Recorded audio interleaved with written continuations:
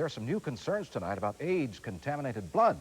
Red Cross saying that 29 hospitals in Massachusetts and Maine may have received blood from Bay State donors who were exposed to the AIDS virus.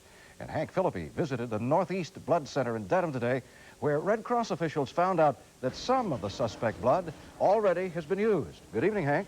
Hi, Tom. It's frustratingly easy to figure out how this happened.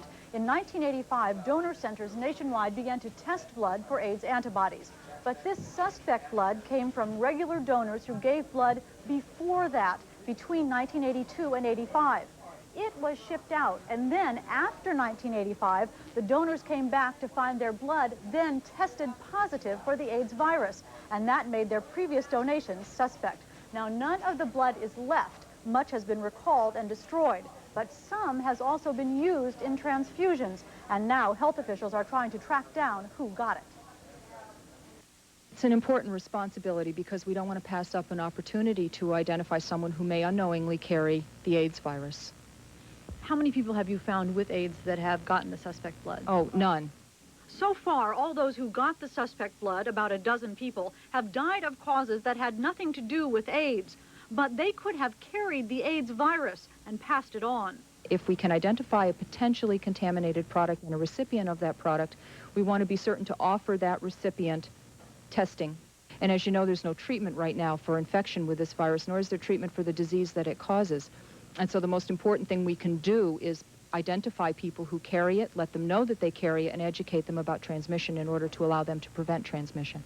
It will take months to trace back all the blood, from the Red Cross to the hospitals to the patients. But officials say there is no blood now at the Red Cross that's suspect. Basically, at the same time that we started to test everything we were collecting, we also went back and tested everything we had in storage to make sure that it was negative. Then how did these 300 suspect products remain? Because they were products that were distributed prior to the availability of the testing. So they were out of your hands? Well, correct. Red Cross officials emphasize there's no way of knowing whether the suspect blood actually contains the AIDS virus. And they say there's also no way to predict whether a patient who received that blood would ever eventually develop AIDS. To my thinking, if we intercept one opportunity for transmission and prevent one more case of AIDS, then it's been worth all the effort. If one child is not born who could have the disease of a young mother who got a transfusion 4 years ago, then it's been worth the effort. Again, nobody so far who received any of the blood has been diagnosed as having AIDS. The search for those patients who received the blood is continuing. Chances were slim to begin with. 1 in 300,000, doctors told me, that the blood was even contaminated.